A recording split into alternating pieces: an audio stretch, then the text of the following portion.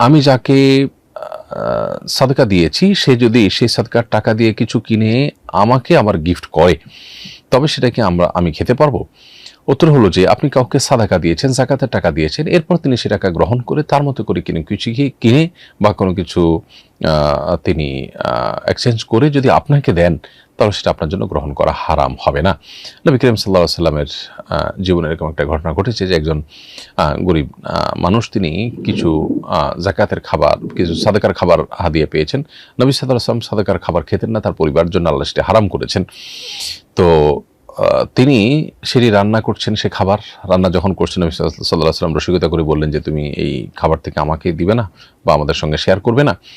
তখন তিনি বললেন যে এটা তো সাদাকার খাবার, আপনি তো সাদাকা খান না। তখন নবীজি বলেছেন যে লাকি সাদাকাতুন ওয়া লানা হাদিয়াতুন, এটি তোমার জন্য সাদাকা হতে পারে, কিন্তু তুমি গ্রহণ করবার পর আমাকে যখন দিবে সেটা গিফট হবে। অতএব কোনো ব্যক্তি সাদাকা বা যাকাত গ্রহণ করবার পর সেটা দিয়ে কোনো কিছু কিনে সেটা যদি আবার ওই দানকারীকে তিনি দেন, তাহলে সেটা তার জন্য হালাল হবে গ্রহণ করা।